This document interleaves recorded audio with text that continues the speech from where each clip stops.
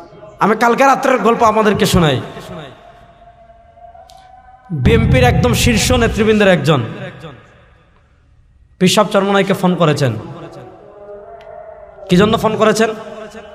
যে হুজুর একটু বসা দরকার। হুজুর কি বলেছেন?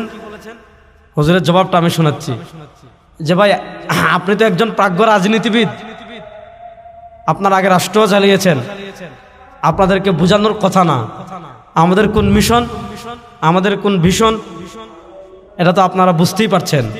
সুতরাং আপনাদের মিশনের সাথে আমাদের মিশন মিলবে না।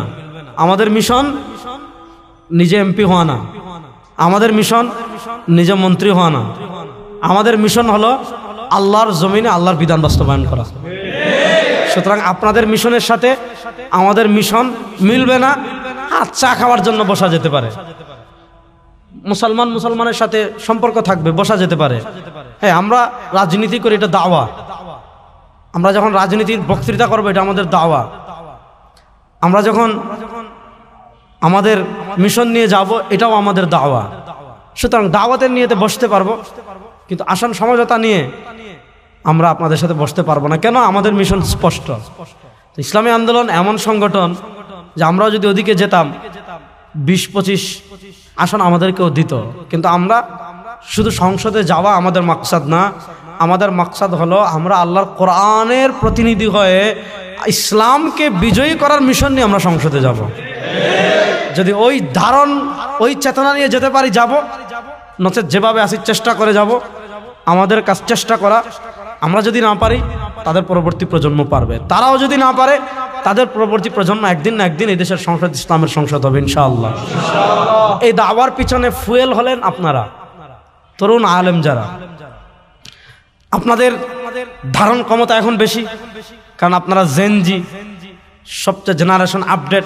আমিও তো আপনাদের মধ্যেই, আমি তো আর বাইরের কিছু না। হ্যাঁ, এজন্য আমি সবাইকেই বলছি, হ্যাঁ আমরা হলাম জেনজি, মানে জেনারেশন জেড। আমরা হলাম সবচেয়ে আপডেট ভার্সন, মানে আমাদের পরে আর কোনো ভার্সন নাই। এই জেনজি, আপনারা যারা জেনজি আছেন, আপনাদের কর্তব্য কি? আমাদের এই যে মিশন, আমাদের এই যে ভিশন, যে আমরা ইসলামকে উম্মাহ কনসেপ্টকে ধারণ করে, দেখেন আমরা যখন মাসলাকের প্রতিনিধিত্ব করব, তখন আমরা দেওবন্দি। আমরা যখন আকীদার প্রতিনিধিত্ব করব, তখন আমরা আহলুস সুন্নাহ ওয়াল জামাআহ। কিন্তু আমরা যখন ইসলামের বহির্ভূত কোনো আদর্শের মোকাবেলা করব, সেটা সেকুলারিজম হতে পারে, সেটা ডেমোক্রেসি হতে পারে, সেটা ন্যাশনালিজম হতে পারে, সেটা মানবরচিত তন্ত্রমন্ত্র হতে পারে, সেটা তাগুত হতে পারে, সেটা গায়রুল্লাহর কোনো অনুসারী হতে পারে, গায়রুল্লাহর বিধান মানা কোনো অনুসারী হতে পারে। যখন আমরা তাদের মোকাবেলা করব, তখন আমরা প্রতিনিধি হব উম্মার। তখন আমাদের চেতনা হবে, আমরা যারা তাওহীদ এবং রিসালাতে বিশ্বাসী, আমরা সবাই ওয়ান উম্মাহ, আমরা সবাই এক উম্মাহ। আজকের এই আলোচনা সভা ও নবীন আলেম সংবর্ধনা অনুষ্ঠানে সকাল থেকে শুরু হয়েছে, দিনব্যাপী চলবে। আমি যেহেতু অনেক দূরে যাব, এজন্য আগেভাগে চলে আসছি। যেহেতু এখানে আমাদের মাদ্রাসা, এজন্য আমি রাজি হয়েছিলাম যে দর্শ শেষ করিয়ে যাওয়ার পথে আপনাদের এখানে হাজিরা দিয়ে যাব।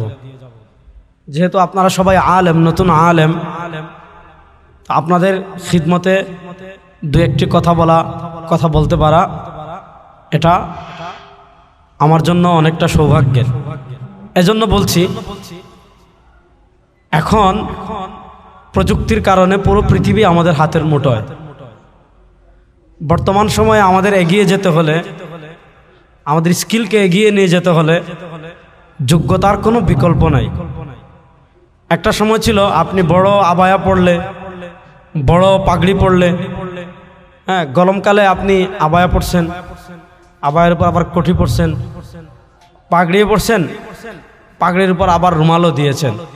একটা সময় ছিল গরমকালে আপনি এমন পোশাক পরছেন যে আপনি ঘেমে গোসল করে ফেলছেন, মানুষ মনে করতো মাশাআল্লাহ উনি অনেক বড় আল্লাহর ওলি। আবার শীতকালে আপনি পাতলা পোশাক পরিধান করেছেন, এটা মানুষ মনে করতো যে উনি আল্লাহর ওলি। এখন মানুষ সচেতন, প্রযুক্তির কারণে মানুষ বুঝে, আর এই যুগটা হলো কাজের যুগ। অর্থাৎ আপনি যতটুকু যোগ্যতা নিয়ে এগিয়ে যাবেন, আপনি যতটুকু যোগ্যতাকে ধারণ করে এগিয়ে যাবেন, আপনি ততটুকু মূল্যায়িত হবেন, ততটুকু স্পেস পাবেন, ততটুকু কাজ করতে পারবেন।